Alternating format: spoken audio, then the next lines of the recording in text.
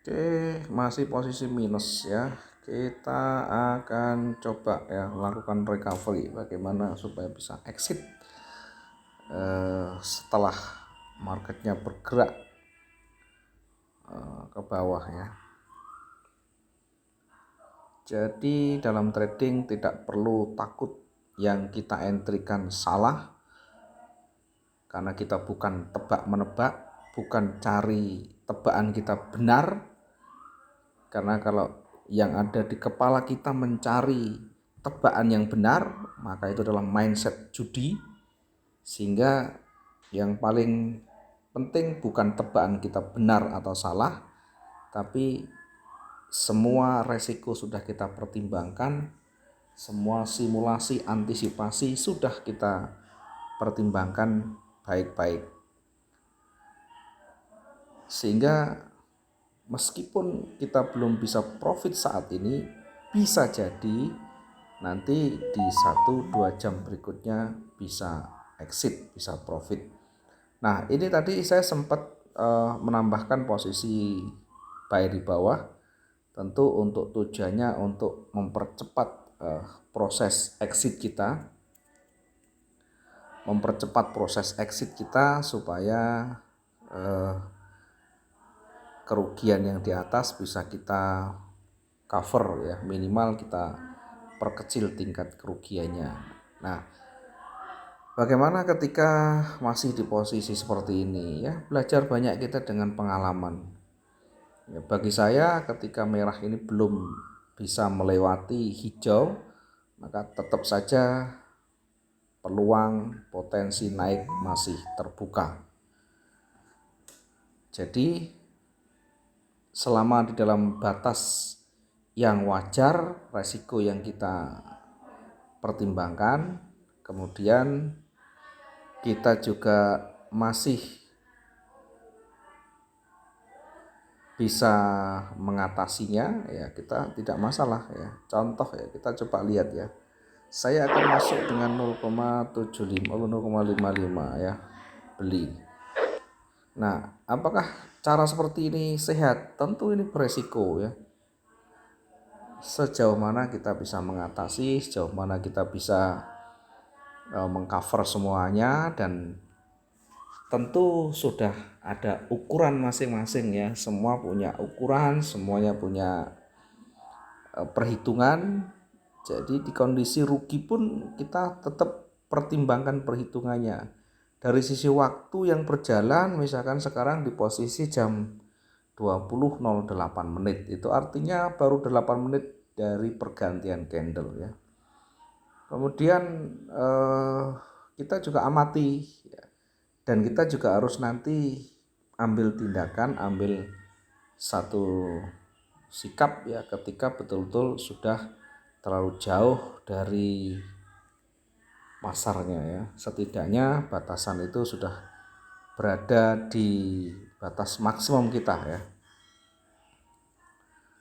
Oke, cara seperti ini tentu tidak semua orang bisa melakukan ya. Cara seperti ini tentu tidak semua orang bisa melakukan. Jadi yang paling penting bagaimana kita mampu memanage tingkat kerugian kita. Oke, sekarang di posisi 270. Dengan masing-masing ruginya sekian. Ya, selagi kita masih bisa mengontrol dengan baik, selagi kita bisa mengendalikan dengan baik, tentu tidak akan mungkin kita juga habis, tidak mungkin kita MC. Kenapa? Karena ya tentu kita juga mengawal di sana kerugiannya sampai berapa, kemudian total kerugian berapa persen dari modal kita. Oke, kita lihat sampai saat ini ya, pergerakan kuat sekali. Oke, tidak masalah ya. Kita coba nanti lihat bagaimana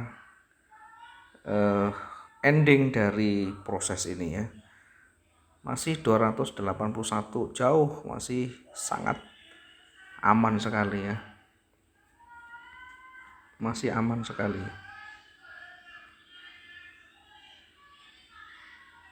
Kenapa kita bisa yakin akan bergerak naik lagi? Diingat ini trennya masih jauh. trennya masih naik. Nah, sementara yang turun ini adalah koreksi. Sampai di sini adalah koreksi, bagian dari koreksi.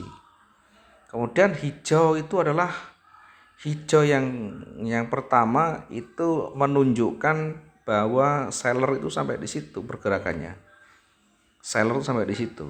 Kemudian hijau yang kedua ini sebagai konfirmasi bahwa market itu seller itu sudah mulai berat, buyer sudah mulai muncul di sana. Oke, itu ya ulasannya.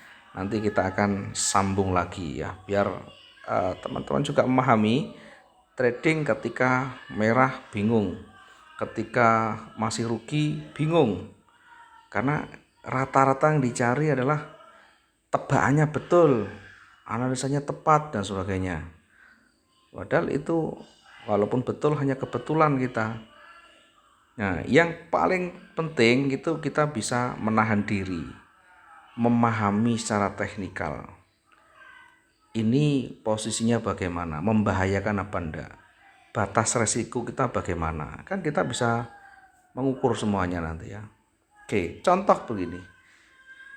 Ini kalau kita di awal tadi sudah terpancing dengan merah, tentu kita akan buru-buru menutup di sana ya. Oke. Nah, sekarang kalau kita lihat sudah berbalik naik ya, perhatikan. Ya, sekarang berbalik naik.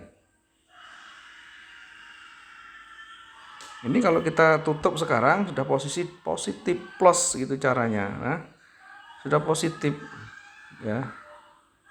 Jadi tergantung kita mau manajemen bagaimana, memanagenya seperti apa. Biar kita memahami yang kita lakukan itu selalu berpotensi dua-duanya, selalu punya potensi dua-duanya. Oke, di posisi seperti ini ya bisa saja kita melakukan cut loss, bisa menutup saja di seperti ini ya, untuk mempercepat proses kita exit ya. Bisa saja kita percepat exit kita, atau rugi kita kurangi, kita close sementara gitu, atau kita close dulu. Kan itu adalah bagian dari satu proses recovery. Jadi jangan hanya kita beranggapan atau berpikir yang kita lakukan selalu benar, yang kita analisakan selalu tepat, tebakan kita pas. Ya, kalau yang kita pikirkan seperti itu adalah mental penjudi, bukan seorang trader. Trader itu sudah siap segalanya, baik sesuai dengan kondisi pasar, baik sesuai dengan analisa kita atau tidak, itu sudah siap ya. Sudah siap semuanya.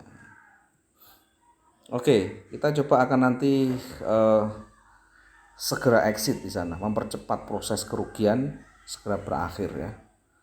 Kalaupun dia bergerak terus ya, kita nanti akan lakukan evaluasi ya, kita lakukan analisa. Toh juga lagi di menit-menit pertama ya, masih di menit-menit pertama.